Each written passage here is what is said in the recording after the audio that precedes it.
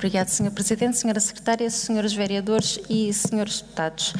Antes de iniciarmos a apreciação do plano pormenor do aterro da Boa Vista Poente, os Verdes relembram que sempre defenderam que deveria ter havido um único plano pormenor para toda a malha envolvente da Rua da Boa Vista, porque se trata de uma área da cidade homogénea do ponto de vista social, económico, urbanístico e ambiental.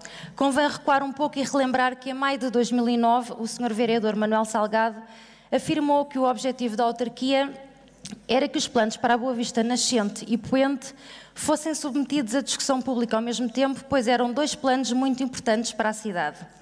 Porém, os sucessivos executivos decidiram elaborar dois planos de pormenor e a discussão pública simultânea não aconteceu. Após 7 anos da aprovação do plano para a Boa Vista Nascente, a Câmara apresenta a esta Assembleia uma proposta para o aterro da Boa Vista Poente. E isto aconteceu porque o Executivo decidiu proceder apressadamente à aprovação do plano pormenor da Boa Vista Nascente devido à enorme pressão exercida pela EDP para ali construir o seu edifício sede, independentemente de poder vir a comprometer a coerência urbanística desejada para toda esta área da cidade. Foi um claro favorecimento à EDP. Mas a Câmara não ficou por aqui. Voltou a trazer a esta Assembleia a proposta de adoção de normas provisórias que veio contribuir para uma resposta imediata às expectativas manifestadas pelos proprietários. Mais uma vez, uma proposta em prol dos interesses imobiliários privados. A realidade é que os projetos para aquela zona têm levantado sempre problemas. Não nos podemos esquecer que a primeira versão do plano para a Boa Vista Nascente foi chumbada por esta Assembleia devido à excessiva volumetria, à descaracterização da frente ribeirinha da cidade, à falta de um estudo hidrogeológico, à falta de dotação de habitação a custos acessíveis, entre outros problemas. Parte destas reservas e críticas mantêm-se, até porque o plano que hoje discutimos representa uma continuidade da mesma estratégia de ocupação do território. Passando então ao plano pormenor do aterro da Boa Vista Poente, obviamente não pomos em causa a necessidade de requalificação desta zona, mas não nos revemos na proposta apresentada.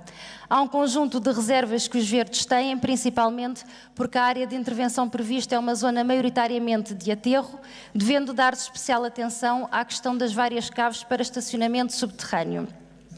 São situações que contribuem para a impermeabilização dos solos, o que nos suscita as mais sérias apreensões pela suscetibilidade desta zona ao risco de ocorrência de inundações e à vulnerabilidade sísmica.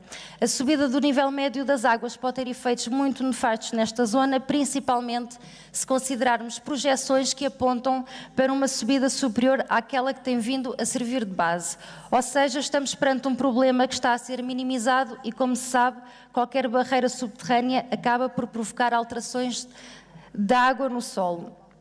É o próprio PDM que refere que é uma zona com vulnerabilidade a inundações muito elevada e com suscetibilidade ao efeito maré direto, além de ter um solo de muito elevada vulnerabilidade a ações sísmicas.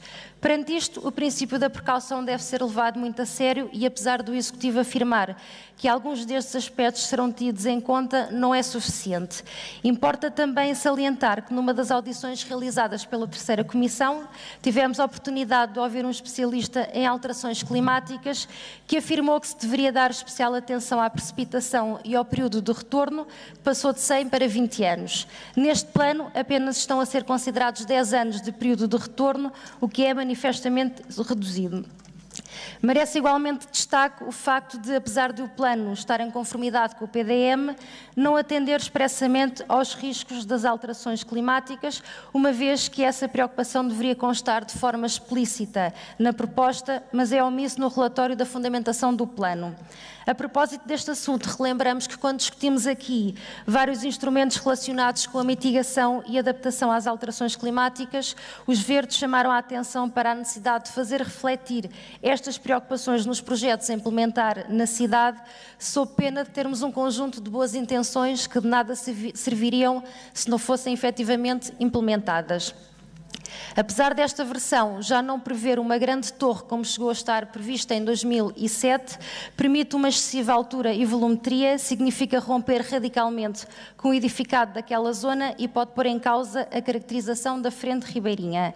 É verdade que respeita o PDM, mas isso só demonstra o que este PDM permite e não significa que seja o correto e o mais adequado. Não nos podemos esquecer que estamos a falar de 4 torres com cerca de 9 pisos e cerca de 30 metros de altura. Não será, portanto, perante isto de estranhar que as participações na discussão pública tenham referido precisamente que a solução que estava a ser proposta poderia comprometer a identidade de Lisboa e desvirtuar a zona da Boa Vista e a envolvente. A proposta refere também uma área para equipamentos públicos, nomeadamente a instalação de uma creche e de um posto de limpeza, algo que estava previsto no plano da Boa Vista nascente e que ficou sem efeito. Até ao momento, pouco se sabe sobre os equipamentos a construir.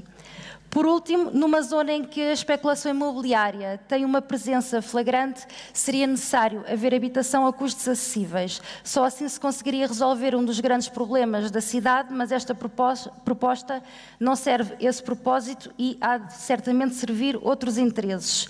Perante estes factos, são muitas as críticas e reservas que mantemos em relação ao plano pormenor do aterro da Boa Vista Poente, nomeadamente em termos urbanísticos e ambientais e aos seus impactos nesta zona da cidade.